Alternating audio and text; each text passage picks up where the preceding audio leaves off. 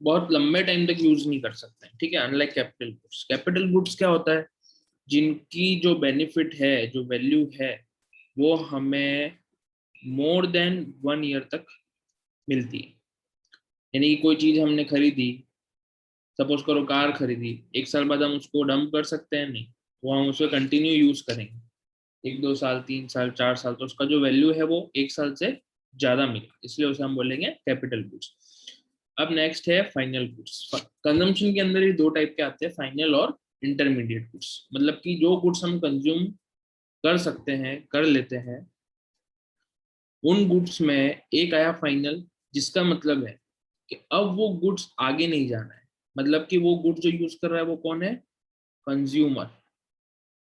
Consumer use कर रहा है, यानी कि वो जिसने खरीदा है वो ही उसे कंज्यूम कर रहा है। लेकिन इंटरमीडिएट में क्या होता है कि यूज करने वाला और खरीदने वाला अलग अलग होते हैं। कैसे, मैं आपको एग्जांपल देता हूँ।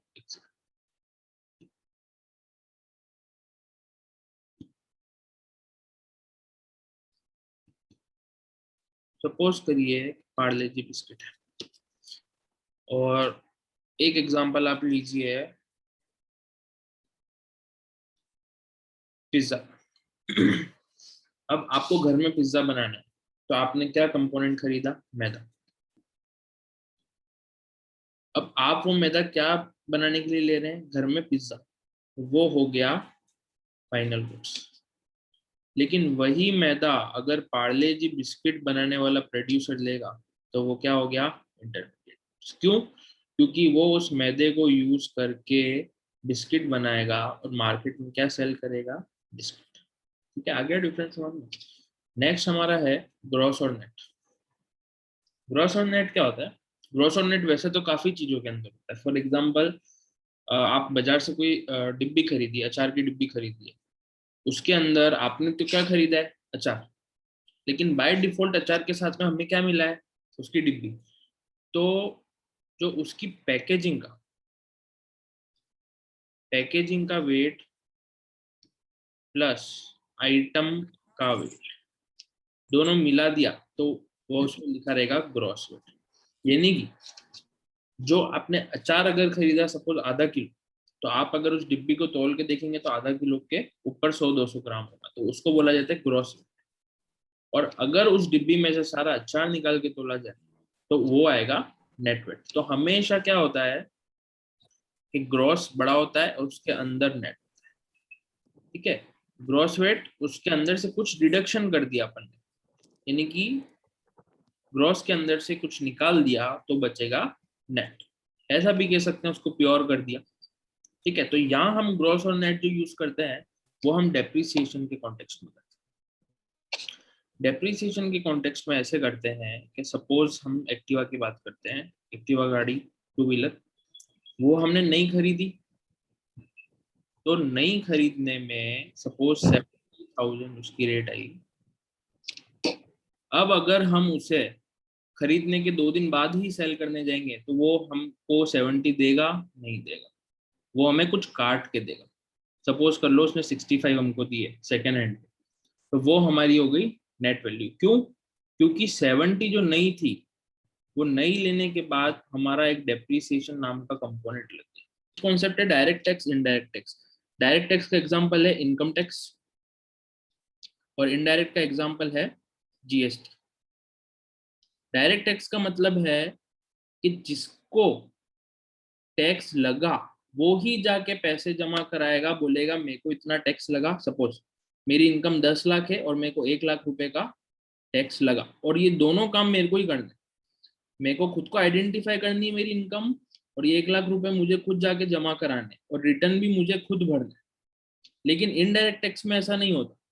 इनडायरेक्ट टैक्स में मुझे सिर्फ पैसे देने। कैसे? सपोज करो मैंने 10 रुपए का पार्ले जी बिस्किट खरीदा, उसमें 2 रुपए थे टैक्स के, तो जो मैंने 10 रुपए दिए उसमें 2 रुपए इंक्लूड। अब वो क्या मुझे जाके कहीं जमा कराने पड़ेंगे? नहीं।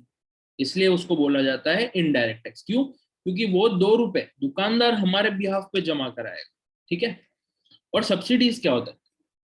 गवर्नमेंट जो टैक्स लेती है, सपोज करो गवर्नमेंट ने सोलर पे 18% का टैक्स लगा रखा है। लेकिन गवर्नमेंट को पता है कि सोलर बहुत अच्छी चीज, तो उसका जो यूज है वो बढ़ना चाहिए। तो गवर्नमेंट क्या करेगी कि जो 18% का टैक्स गवर्नमेंट लगा रही है ना, उसमें से ही गवर्नमेंट बोलेगी कि जो भी लोग सोलर लगाएंगे उनको 10% हम हमारी तरफ से दें। ठीक है, अब इसमें चालाकी की बात यह है कि 18% तो वही ले रहे हैं और उसी में से हमको 10% सब्सिडी दे रहे हैं, तो हमें जो नेट टैक्स लगेगा वो कितना लगेगा, 8%। तो वही आपका नेट जो टैक्स है वो है नेट इनडायरेक्ट टैक्स। इसलिए नेट इनडायरेक्ट टैक्स का फॉर्मूला क्या है, इनडायरेक्ट टैक्स माइनस सब्सिडीज। ठीक है, क्लियर। चलो नीचे बढ़ते हैं। Net factor income from rest of the world, इसमें क्या चीज है, दो चीजें इसके अंदर, फैक्टर इनकम फ्रॉम अब्रॉड और फैक्टर इनकम टू अब्रॉड। अच्छा, फ्रॉम अब्रॉड यानी कि इसको एक, ये थोड़ा कंफ्यूजिंग टॉपिक है, इसको एक एग्जांपल से समझते हैं। एक घर ले लेते हैं अपन, बांसवाड़ा के अंदर एक घर है। उस घर को आप ऐसा मानो कि वो इंडिया है, मतलब वो घर रिप्रेजेंट कर रहा है इंडिया को। और उस घर के अंदर दो फ्लोर है, नीचे तो रह रहा है ओनर, ऊपर रह रहा है रेंटेड पे। ठीक है, अब जो लोग रेंटेड पे रह रहे हैं ना, वो लोग यहाँ के नहीं है, वो लोग है यूएसए के और यहाँ पे आके रह रहे हैं। और जो ओनर का एक सन है, वो जो सन है वो दुबई में है। ठीक है, कंफ्यूज मत होना, समझ लो। एक घर है, उसको हम इंडिया समझ रहे हैं, उसी घर के अंदर एक जना जो है वो किराए से रह रहा है, जो कि यूएसए का रहने वाला है, लेकिन यहाँ पे काम के सिलसिले में आया हुआ है। और उस ओनर का एक बेटा है जो कि यहाँ नहीं रहता है, वो दुबई में रहता है। ठीक है, अब क्या चीज है कि जो यूएसए में रह रहा बंदा यहाँ पे काम कर रहा है, तो यहाँ से वो कुछ ना कुछ तो कमा रहा होगा। तो सपोज कर लेते हैं अपन के 15,000 वो महीने के कमा रहा है उसकी बिजनेस से, उसमें से ही रेंट दे रहा है। और जो ओनर का बेटा दुबई में है, वो भी दुबई में ऐसे तो बैठा नहीं होगा, वो भी कमा रहा है, तो सपोज कर लेते हैं वो 20,000 कमा रहा है।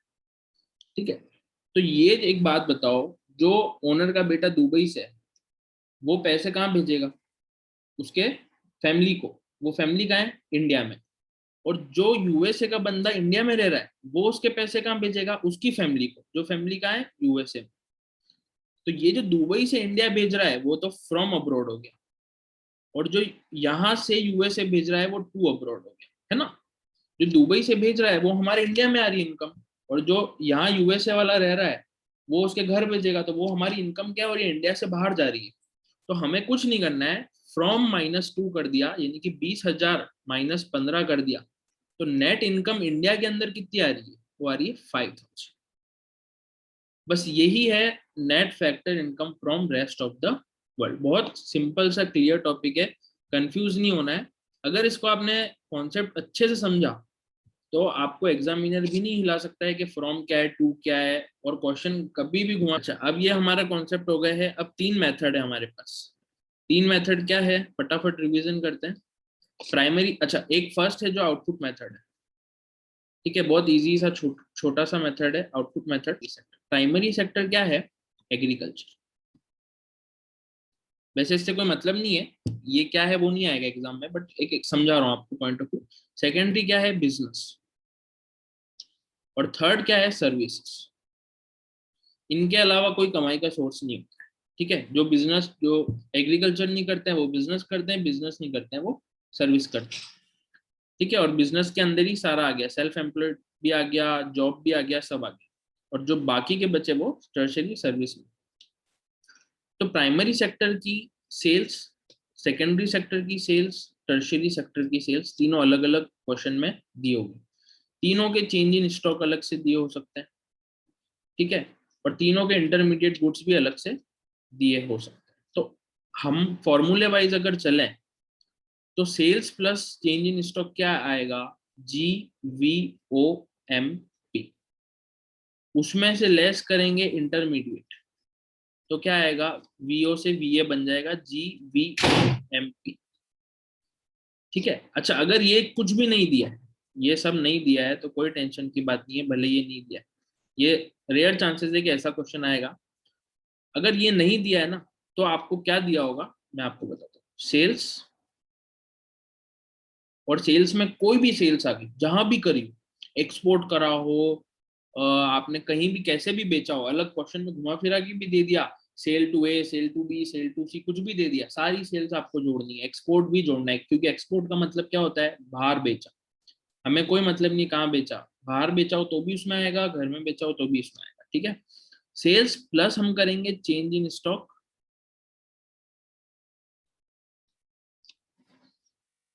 चेंज इन स्टॉक करेंगे तो ये आ जाएगा हमारा वैल्यू ऑफ आउटपुट, वीओ, ये लिखा, ठीक है। वैल्यू ऑफ आउटपुट आने के बाद हम क्या करेंगे, माइनस इंटरमीडिएट कंजम्पशन। इंटरमीडिएट आपको मैं समझा चुका हूँ, जो भी गुड्स हमने यूज किए हैं हमारा प्रोडक्ट बनाने में, ठीक है। अभी मैंने पार्ले जी का एग्जांपल दिया था, आप कोई भी एग्जांपल ले लो, एनी एग्जांपल, जैसे कि मोबाइल है, मोबाइल बनाने के अंदर अंदर कितनी चीजें लगती है, इलेक्ट्रॉनिक कंपोनेंट, कैमरा, ये स्क्रीन, वो, ठीक है, सारा इंटरमीडिएट में आ गया। वो लेस करने से हमारा क्या आएगा, gross domestic product at market price. और हमें ये आने के बाद नेशनल इनकम कैसे निकालनी है वो मैंने आपको बता ही रखा है, वो हमारा लास्ट है, लेकिन हमें मेन क्या लाना है, यही लाना है, ये रहा हमारा में, ठीक है। तो ये फर्स्ट मेथड हो गया। सेकंड मेथड की ओर बढ़ते हैं।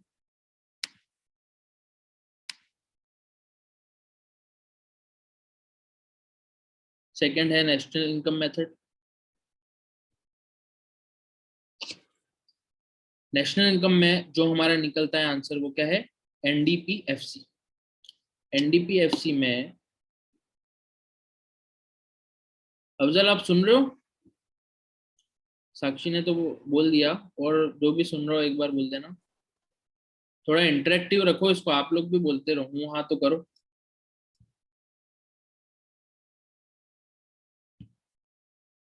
ठीक है चलो। नेशनल इनकम में आता है compensation of employees, operating surplus और मिक्स्ड इनकम।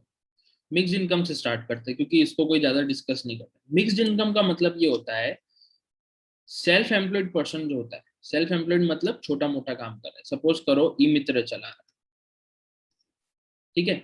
ई मित्र चला रहा है तो वो अपनी सर्विस भी दे रहा है, ठीक है। वो कोई चीज सेल भी कर सकता है, फोटोकॉपी की मशीन भी लगा रखी है, चिप्स बिस्किट सेल भी कर रहा है, वो सारे इसमें आ गए। बार्बर आ गया, पेंटर आ गया, छोटे मोटे लोग जिनको बस पैसे कमाना है, उनको नहीं पता वो पैसे किसी भी चीज से कमा सकते हैं। कभी वो लारी लगा सकते हैं, कभी वो कुछ बेच सकते हैं, कभी सर्विस दे सकते हैं, ठीक है, जिनका कोई फिक्स नहीं होता, इसलिए उनको बोला जाता है मिक्स्ड इनकम, क्योंकि उनका डिटरमाइन नहीं हो सकता। सेकंड आया ऑपरेटिंग सरप्लस। ऑपरेटिंग सरप्लस का मतलब जो भी फर्म्स होती है, ठीक है, जो फर्म्स क्या क्या कमाती है, factor income, interest, rent, royalty और प्रॉफिट, ये चार चीजें कमाती है। अच्छा, अगर प्रॉफिट नहीं दिया हुआ है, ये इंपॉर्टेंट है ना, कभी प्रॉफिट नहीं दिया हुआ है तो हम क्या करेंगे, ये समझना है इसको।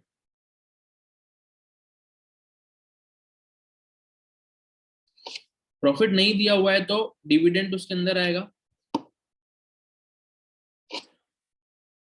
कॉर्पोरेट टैक्स आएगा, रिटेन अर्निंग आएगा, अनडिस्ट्रीब्यूटेड प्रॉफिट आएगा। ये सब अगर मिला लें तो ये सब हमारा, डिविडेंड अलग से है बट आएगा उसके अंदर, ठीक है। Corporate tax, retain earning, undistributed profit और रिजर्व्स, ये सब प्रॉफिट के अंदर है। बाकी इसके अलावा रेंट, रॉयल्टी, इंटरेस्ट और ये सब मिला के आएगा ऑपरेटिंग सरप्लस।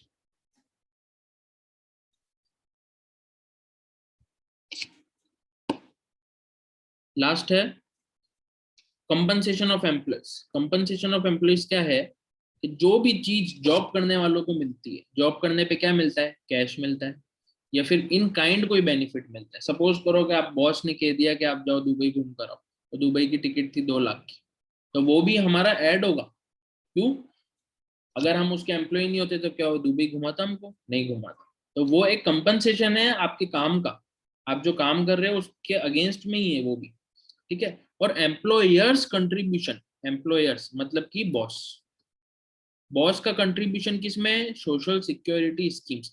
अच्छा, सोशल सिक्योरिटी स्कीम बहुत बड़ा वर्ड है, बट इसको याद तो करना पड़ेगा। बट इसका मतलब क्या होता है, इसका मतलब होता है कि कोई भी सेविंग्स होती है ना, जिससे हमको पेंशन भी मिलती है, या कोई भी टाइप की सेविंग जो गवर्नमेंट ने लॉन्च करी है, उसके अंदर अगर आपका एम्प्लॉयर बॉस डायरेक्टली आपके बिहाफ पे कंट्रीब्यूट कर रहा है तो उसको बोलते हैं employers contribution in social security scheme.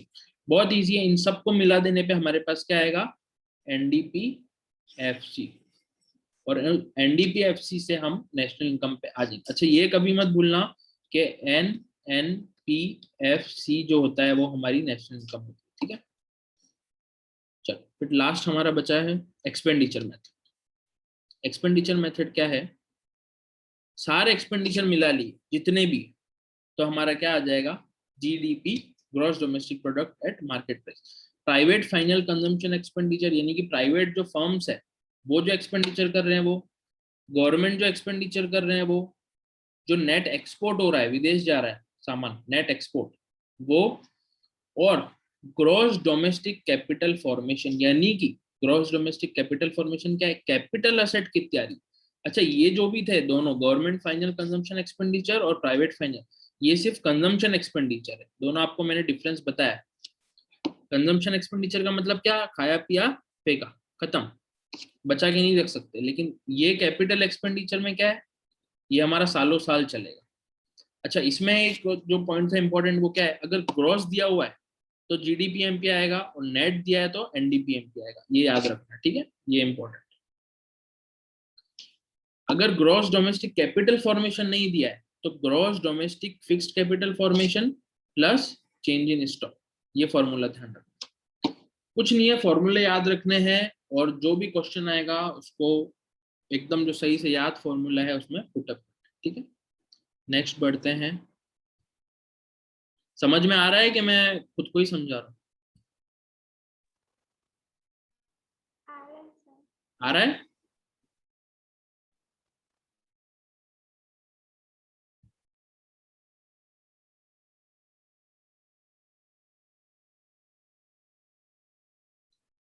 चलो आगे। अब ये हमारी कन्वर्जन चार्ट है, जो हमारा शॉर्टकट से मैंने आपको समझाया था, इसको समझ लेते हैं फटाफट, वैसे तो याद होना चाहिए। वीओ से वीए, वीओ यानी वैल्यू ऑफ आउटपुट, वीओ से वीए आना हो, वीओ से वीए आना हो तो माइनस इंटरमीडिएट गुड्स, और वीए से वीओ जाना हो तो प्लस इंटरमीडिएट गुड्स। ऐसा क्यों, तो मैंने एग्जांपल दिया था कि पार्ले जी 5 रुपए का आता है, उसमें जो भी सामान लगता है लाइक शक्कर, मैदा एक्सेट्रा, जो भी नमक वमक जो भी है वो सब मिला के आता है 4 रुपए का। तो सारा सामान निकाल दिया जो भी इंटरमीडिएट लगाया था, तो जो उसकी वैल्यू एडिशन हुआ वो क्या हुआ, 1 रुपए, ठीक है। उसको हम प्रॉफिट भी कह सकते हैं, कुछ भी कह सकते हैं। उसके बाद है ग्रॉस और नेट। मैंने पहले ही बताया था जो ग्रॉस वैल्यू होती है वो बड़ी होती है, और नेट क्या होती है, छोटी होती है। तो ग्रॉस वैल्यू एक्टिवा की 80,000, एक साल यूज किया, उसका डेप्रिसिएशन लग गया 10,000, और सेकेंड साल हमने बेच दी 70,000, ठीक है। तो ग्रॉस से नेट जाना हो तो माइनस डेप्रिसिएशन, और इसमें कॉमन सेंस भी लगा सकते हो कि ग्रॉस बड़ा है नेट छोटा है तो डेप्रिसिएशन क्या होगा, माइनस, और डेप्रिसिएशन नेट से ग्रॉस जाना हो तो प्लस। उसके बाद है एफसी से MP, factory cost, factor cost से मार्केट प्राइस। इसमें भी एग्जांपल दिया था मैंने, पारदीप जी का ही ले लो इजी से समझने के लिए, इसमें थोड़ा रेट चेंज कर देते हैं, ठीक है। सपोज करो पारदीप जी की मार्केट प्राइस क्या है, 5.25, और फैक्ट्री से जब वो बन के पूरा रेडी हुआ विद प्रॉफिट जोड़ के, तो वो उनको बेचना कितने में था, 5 रुपए में। अगर मान लो सरकार उसको टैक्स फ्री कर देती तो आपके पास कितने में आ जाता, 5 रुपए में। लेकिन सरकार क्या लगाती है, टैक्स, तो उस पर जो भी टैक्स रेट से टैक्स लगाया तो 25 पैसा टैक्स लगा, तो आपके हाथ में कितना आया, 5.25। तो बस यही है, फैक्ट्री कॉस्ट, फैक्टर कॉस्ट से मार्केट प्राइस जाना हो, मार्केट में बेचने के लिए टैक्स तो भरना पड़ेगा तो प्लस, और मार्केट प्राइस से फैक्ट्री कॉस्ट जाना हो तो टैक्स माइनस। फिर हाँ, डीपी से एनपी समझो। डीपी से एनपी क्या है, शाहरुख खान की जो इनकम है वो अभी है 20 करोड़। उसने एक फिल्म करी इंडिया में, सपोज करो चेन्नई एक्सप्रेस, तो उसने कितने लिए उस फिल्म के, 20 करोड़। अब शाहरुख खान भाई साहब क्या किया, यूएसए में कोई एक फिल्म में उनका केमियो रोल था, छोटा सा 5 मिनट का, तो यूएसए गए फ्लाइट से, रोल किया, और वहां पे उनको कितने रुपए दिए, 1 करोड़, और वापस इंडिया आ गए। तो अब उनकी जो 1 करोड़ इनकम है वो क्या मानी जाएगी, net factor income from abroad. तो फ्रॉम -2 करेंगे तो net factor income from rest of the world आ जाएगा। तो अभी डोमेस्टिक इनकम उनकी कितनी थी, 20 करोड़, उसमें से हम क्या इनकम ऐड कर देंगे, यूएसए वाली, तो कितनी हो जाएगी, 21 करोड़। उसको क्या बोलेंगे, नेट नेशनल प्रोडक्ट। तो नेशनल प्रोडक्ट में क्या होगा, हमारे इंडिया के जितने भी रेसिडेंट है वो बाहर कहीं से भी कमा के आए, वो सब क्या होगा, ऐड होगा। और नेशनल प्रोडक्ट से डीपी जाना हो तो NFIRW क्या होगा, माइनस होगा। यानी कि 21 में से अगर एक घटा दें तो उनकी सिर्फ इंडिया में रह के जो कमाई वो इनकम आ जाएगी। ठीक है, चलो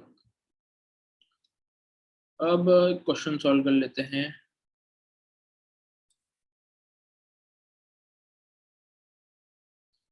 चलो, ये जो क्वेश्चन है सारे, ये आपके लास्ट ईयर के सीबीएसई पेपर के। अच्छा, सीबीएसई के हम सॉल्व कर लेंगे तो हमें बाकी कोई बोर्ड के कोई लगेंगे ही नहीं, इसलिए हम क्या कर रहे हैं, टफ वाले सॉल्व कर रहे हैं। तो एक बार सॉल्व करते हैं। अगर अगर आपको आंसर आते हो तो आप बोल सकते हैं। ठीक है, फर्स्ट से स्टार्ट करते हैं। Net domestic fixed capital formation plus change in stock is equal to what. ध्यान से पढ़ना, net domestic fixed capital formation.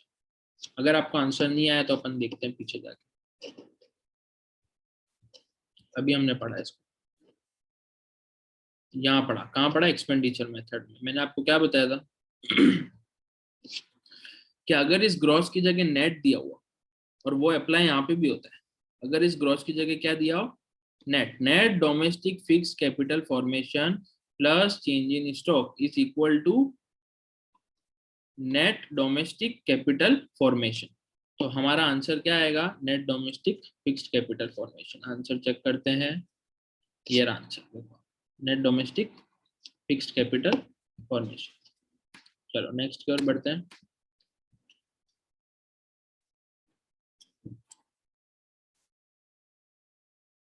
हाँ, और मैं क्या क्वेश्चन पूछा है, ये क्वेश्चन सॉल्व करना बहुत जरूरी है। पता है, अगर आपने क्वेश्चन सॉल्व नहीं किए और आपने कितना ही अच्छा पढ़ लिया तो आपका एग्जाम में कॉन्फिडेंस नहीं बनेगा। और अगर आप पिछले लास्ट ईयर्स के पेपर सॉल्व कर पा रहे हो तो आपको इतना आप में विश्वास रहेगा कि मैं लास्ट ईयर के कर पा रहा हूँ तो इस साल का भी कैसा भी पेपर आएगा मैं कर पाऊँ। ठीक है, ठीक है, ये मैंने आपको पढ़ाया नहीं है क्योंकि ये आप मानिए कि नहीं आएगा आपके। नॉमिनल और रियल, नॉमिनल और रियल क्या होता है, नॉमिनल जो आपका होता है वो आपका होता है बेस ईयर, वो आपका होता है current year price.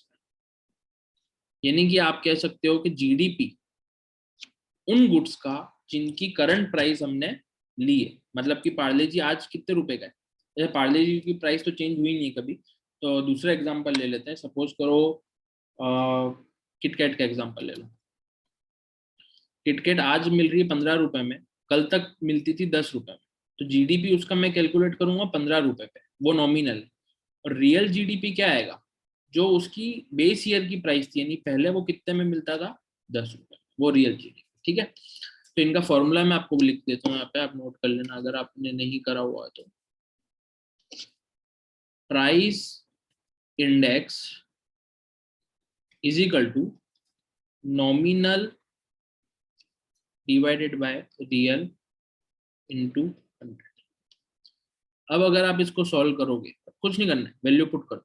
120 price index है, नॉमिनल दी हुई है 840, ठीक है, डिवाइडेड बाय है रियल, रियल हमें फाइंड करनी है, इंटू 100।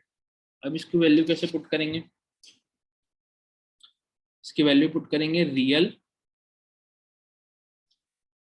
सॉरी स्पेलिंग जो भी गलती हो गई है देख रहे हैं, 840 डिवाइडेड बाय, सॉरी हाँ 840 डिवाइडेड बाय 120। 840 डिवाइडेड बाय 120 आप करोगे तो आपका आएगा 7। इसका आंसर आया 7। लेकिन अभी हमारा ये 100 यहाँ पे है, तो रियल को इधर ले आते हैं। तो real is equal to 7 into 100, तो 700 हमारा आंसर है। ठीक है, और 700 हमारा ए ऑप्शन दिया हुआ। नेक्स्ट क्वेश्चन है, subsidies to producer should be treated as transfer payment. अच्छा, ट्रांसफर पेमेंट और इसका डिफरेंस आपको पता है, मैंने आपको बताया था। जो नेशनल इनकम में ट्रांसफर पेमेंट इंक्लूड नहीं होता है, मैंने आपको एग्जांपल भी दिया था कि किसी त्योहार व्यवहार पे आपके रिलेटिव्स आपको लिफाफा दे जाते हैं, सपोज करो लिफाफे में 500 रुपए, तो क्या नेशनल इनकम में आएगा? वो नहीं आएगा। क्यों नहीं आएगा? क्योंकि वो कोई प्रोडक्शन से नहीं है, कोई प्रोडक्टिव एक्टिविटी से नहीं है। वो हम क्या कर रहे हैं, एक जना अपनी इनकम ट्रांसफर कर रहा है, तो ट्रांसफर पेमेंट्स पे कभी भी नेशनल इनकम में ऐड नहीं होता है। लेकिन सब्सिडीज क्या है, किसको दी जाती है सब्सिडीज? प्रोड्यूसर को। तो प्रोड्यूसर को हम ऐसे ही दे रहे हैं फ्री में? नहीं, वो कुछ ना कुछ प्रोडक्शन कर रहा है तो ही दे रहे हैं ना। कोई सोलर प्लांट बना 10 लाख का, तो उस पर हम उसको सब्सिडी देंगे। तो जितनी सब्सिडी देंगे उतना प्रोडक्शन क्या होगा, बढ़ेगा। तो जो सब्सिडी है वो ट्रांसफर पेमेंट हम ट्रीट नहीं कर सकते। तो ये आया था डिफेंड और रिफ्यूट। रिफ्यूट मतलब ना बोलना, डिफेंड नहीं कि हाँ बोलना, तो हम रिफ्यूट कर रहे हैं इसको। इसका आंसर चेक कर लेते हैं। इसका आंसर ये रहा, subsidies to the producer can not be treated as transfer payment because in order for it to be called as a transfer payment it needs not to contribute in the production. यानी कि transfer payment उसी को बोलेंगे जो production में contribute नहीं कर रहा है या वैल्यू एडिशन नहीं कर रहा है। ठीक है, तो इसके अंदर ऐसा केस नहीं है। लास्ट क्वेश्चन, नहीं सॉरी सेकंड लास्ट। बोल रहा है explain circular flow of income in two sector economy. ये भी हम बहुत बार कर चुके हैं। टू सेक्टर इकोनॉमी में कौन से दो सेक्टर आएंगे, हाउस होल्ड और प्रोड्यूसर। ये रहा देखो।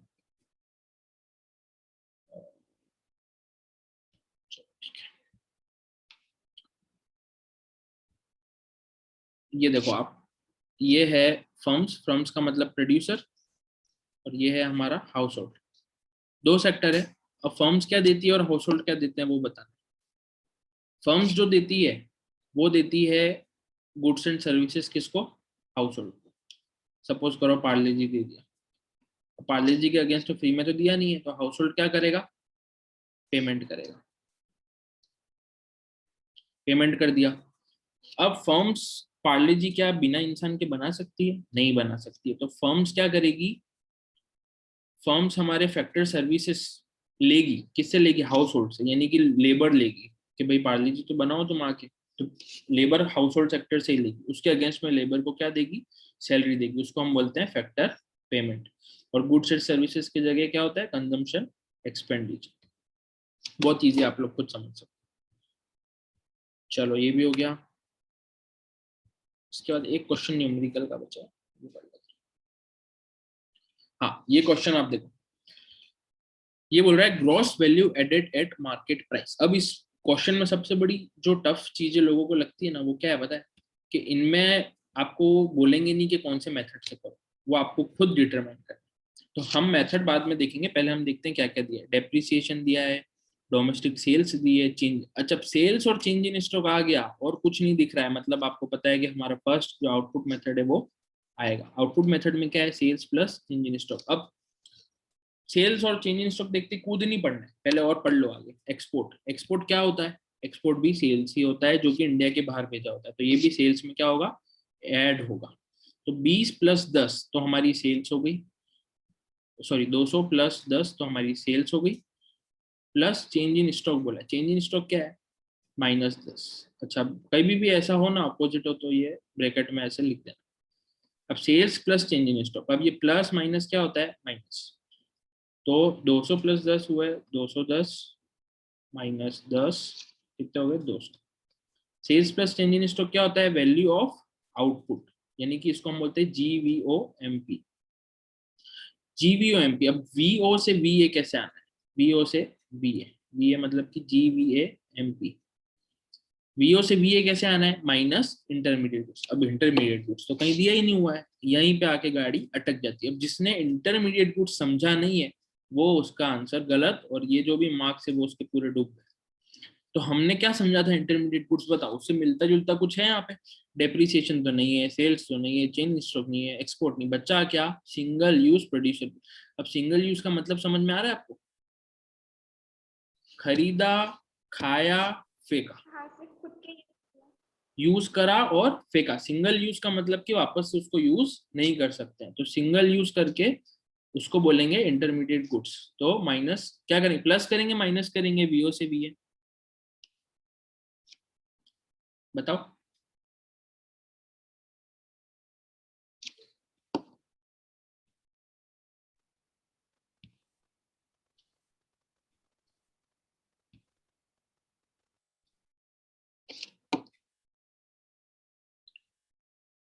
वीओ से वीए हम माइनस करेंगे। क्यों माइनस करेंगे? वैल्यू ऑफ आउटपुट था माइनस, हमको जितना भी सामान उसको बनाने में लगा वो माइनस किया, तो हमारा आएगा वैल्यू एडिशन। तो माइनस करा 120, कितना बचा 80। तो ये 80 क्या आया? GVA MP, और हमारे क्वेश्चन में उसने यही पूछा था, तो 80 हमारा आंसर।